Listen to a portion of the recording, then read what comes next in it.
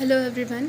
हमने last video में मेध्य द्रव्य कंप्लीट कर लिया था। आज हम लोग मदकारी द्रव्य पढ़ेंगे। मदकारी द्रव्य में सिर्फ 2 प्लांट्स कवर होते हैं, वो आइफेन और भंगा, वो 2 ही प्लांट हैं, आइफेन एंड भांग, है ना। आचार्य प्रियव्रत शर्मा की जो बुक है उसमें मदकारी द्रव्य में उन्होंने सिर्फ 2 प्लांट्स का वर्णन किया, दैट इज़ आइफेन एंड भांग। तो आइफेन और भांग दोनों ही एग्ज़ाम पॉइंट ऑफ व्यू से बहुत इम्पॉर्टेंट हैं और हमें उसका सारी डिटेल हमें पता होना चाहिए। तो हम फर्स्ट प्लांट लेंगे आइफेन, दैट इज़ अफ़ीम, है ना। अफ़ीम उसका निर्यास है आइफेन का। आइफेन को हम कैसे याद रखेंगे, पहले तो हम जानेंगे इसका बोटेनिकल नेम क्या होता है। इसका बोटेनिकल नेम होता है पेपावर सोमनीफेरम एंड फैमिली है पेपावरेसी फैमिली, है ना। तो अब हम इसको याद कैसे रखें, तो ऐसे याद रखो कि एक लड़का है सोम और वो अफ़ीम की खेती करना चाहता है ना। पर उसके पापा मान नहीं रहे, वो बोल रहे नहीं तुम्हें नहीं करना है, ठीक है। तो पापा सोम को आइफेन की या अफ़ीम की खेती नहीं करने देंगे, दैट इज़ ट्रिक। पापा सोम को आइफेन की खेती नहीं करने देंगे। तो Papaver somniferum botanical name and family क्या हो जाएगा, पेपावरेसी फैमिली, ठीक है। तो ये हमें याद हो गया। अब इसके डिटेल्स पे जाएंगे कि क्या कहते हैं। तो जो इसका पूरा छुप होता है ना, एक्चुअली में ये वर्षायु छुप होता है, एनुअल प्लांट है। तो इसके पूरे छुप को हम पोस्ता बोलते हैं। पूरे प्लांट को हम पोस्ता बोलेंगे, ठीक है। और फल को, जो इसका फल होता है अफ़ीम का, उसको हम डोडा बोलते हैं, डोडा, है ना। फल को इसके डोडा बोलते हैं। और फल के छिलके को, जो फल का छिलका निकल रहा है ना, उसको ये पोस्त बोलते हैं। क्या बोलते हैं, पोस्त बोलते हैं। और जो बीज है उसको पोस्ता दाना बोलते हैं, ठीक है। पोस्ता पूरे छुप को बोलते हैं, पोस्त फल के छिलके को बोलते हैं एंड पोस्ता दाना उसके बीज को बोलते हैं, ठीक है। तो ये बहुत इंपॉर्टेंट है, हम लोग कंफ्यूज हो जाते हैं। पोस्ता दाना से याद आ जाएगा ना, पोस्ता पूरा प्लांट है तो उसका जो दाना है मतलब बीज, दैट इज़ पोस्ता दाना। और पोस्ता दाना ही खसखस होता है जो हम स्वीट डिशेस में यूज़ करते हैं, है ना, दैट इज़ पोस्ता दाना, वो इसी का है। लेकिन ये मदकारी नहीं होता है। जो इसका पोस्ता दाना होता है जो हम यूज़ करते हैं स्वीट डिशेस में, वो मदकारी नहीं होता है ना। बल्कि जो पोस्त होता है, पोस्त उसका फल का छिलका होता है, वो क्या होता है, वो मदकारी होता है ना। या फिर जो पोस्ता पूरे छुप का जो त्वचा होती है, छाल होती है, वो भी मदकारी होती है, पुंसत्व नाशक होती है। बट जो पोस्ता दाना होता है, बीज, है ना, खसखस, वो क्या होता है, वो पुंसत्व को बढ़ाने वाला होता है, उसको वृक्ष बोला गया है, दैट इज़ द डिफरेंस, है ना। बीज उसका गुड़ वाला है, मधुर गुड़ वाला है ना, वो वृक्षकारी होगा एंड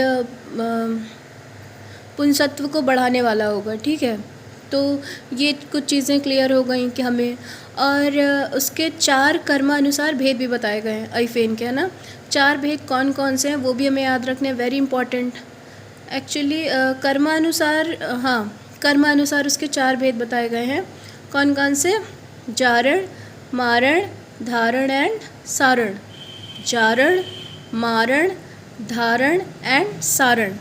तो जो जारण वाला है ना, जो जारण जाति का है, वो क्या करता है, वो पाचन करता है ना, वो पाचन क्रिया को अच्छा करेगा।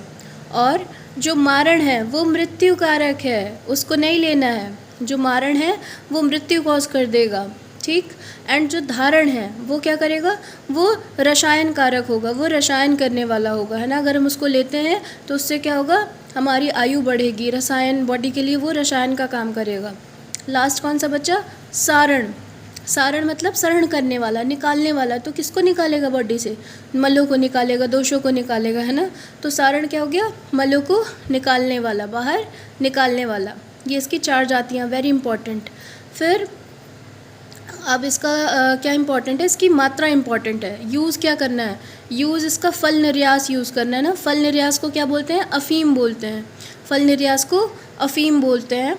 और यही प्रयोज्यांग है ना। अगर पूछे कि हम क्या प्रयोग करते हैं अफ़ीम में, तो हम इसका फल निर्यास यूज़ करते हैं, दैट इज़ अफ़ीम, ओके। और इसकी मात्रा क्या है वो भी हमें याद रखनी है।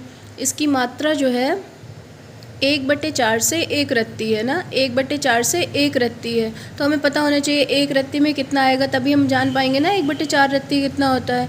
तो 1 रत्ती में 125 मिलीग्राम आता है, 1 रत्ती में 125 मिलीग्राम आता है, तो 1/4 रत्ती कितना हो जाएगा, लगभग 30 मिलीग्राम। तो 30 मिलीग्राम से 125 मिलीग्राम इसकी मात्रा होती है, ये भी हमें याद रखना है। 30 to 125 मिलीग्राम। ओके, इसका रासायनिक संगठन, केमिकल कॉम्पोजिशन भी बहुत इंपॉर्टेंट है, वो भी हमें याद रखना है। क्या क्या है वो, नार्कोटिन, मॉर्फिन, कोडीन एंड थीबेन, ये 4 मोस्ट इम्पॉर्टेंट है, ये हमें याद रखने हैं।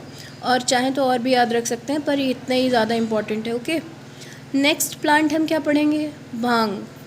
तो भांग भी बहुत इंपॉर्टेंट है, सिर्फ होली में भांग पीते हैं यही नहीं याद होना चाहिए हमें, तो उसके आगे का भी याद रखना है कि भांग में किस प्लांट को भांग बोलेंगे, गांजा बोलेंगे, चरस बोलेंगे, है ना, वो भी इम्पॉर्टेंट है। तो सबसे पहले हम botanical name and family cover करेंगे इसकी। तो भांग का क्या है botanical name, cannabis sativa, botanical name है कैनबिस सटाइवा एंड फैमिली है कैनाबिनेसी फैमिली, फैमिली है कैनाबिनेसी फैमिली। अब इसको हम कैसे याद रखेंगे, देखो इसको हम याद रखते हैं कि एक काना है, उसको दिखाई नहीं देता है, वो क्या करता है, उसको वो दुनिया वाले उसे बहुत भला बुरा बोलते हैं, तो वो भगवान शिव को डेली जाता है, उनकी पूजा करता है, ठीक है। तो जब वो पूजा करने जाता है तो क्या करता है, भांग चढ़ाता है ना। तो अब हम ऐसे याद रखेंगे कि जो काना है वो भगवान शंकर को भांग चढ़ाता है, काना भगवान शंकर को भांग चढ़ाता है, तो काना से क्या हो जाएगा, कैनबिस, शंकर को, भगवान शंकर को तो सटाइवा, तो कैनबिस सटाइवा इसका बोटेनिकल नेम हो गया, ठीक है। अब कैनबिस से हमें फैमिली याद आ जाएगी, कैनाबिनेसी फैमिली, ठीक है। तो ये कवर हो गया, Cannabis sativa Cannabinaceae family. Okay, then अब हमें क्या याद करना है कि किस पार्ट को भांग बोलते हैं प्लांट के, किस पार्ट को गांजा और किस पार्ट को चरस बोलते हैं। तो जो भांग है ना वो पूरा, चाहे वो फीमेल प्लांट हो या मेल प्लांट हो, प्लांट में भी 2 होते हैं, एक फीमेल प्लांट एक मेल प्लांट, तो वो चाहे मेल प्लांट हो या फीमेल प्लांट हो, उसके सारे पार्ट को हम भांग बोलेंगे, मतलब वो पूरा जो प्लांट है वो भांग है, ठीक है। अब गांजा जो है वो इम्पॉर्टेंट है, गांजा से हम कैसे याद रखेंगे, गांजा क्या है, जो फीमेल प्लांट है उसका top of the flowering part या फिर top of the fruiting part, है ना, मतलब वो उसमें लिखा हुआ है राल युक्त मंजरी, स्त्री जाति की राल युक्त मंजरी को हम गांजा बोलते हैं, ठीक है। तो हम कैसे याद रखेंगे इसको, गंजी याद कर लो, गांजा मत याद रखो, गंजी याद कर लो, गंजी कौन होगा, फीमेल होगी, ठीक है। तो हमें याद आ जाएगा कि स्त्री जाति की जो राल युक्त मंजरी होगी, है ना, या फिर फीमेल फ्लावरिंग पार्ट या female fruiting part, top of the female flowering part और top of the female fruiting part, वो क्या है, गांजा है, ठीक है, गांजा है। तो गांजा हमें गंजी से याद रखना है। नेक्स्ट, चरस, व्हाट इज़ चरस, चरस किसको कहते हैं, तो चरस जो है उसके पत्रों और शाखा पर जमा हुआ एक रेजिनेंस एक्सिड्यूट है ना, रालीय द्रव्य है जो उसके पत्र और शाखा पे जमा रहता है, ठीक है, तो वो क्या है, चरस है। ऐसे हम इन तीनों को याद रखेंगे।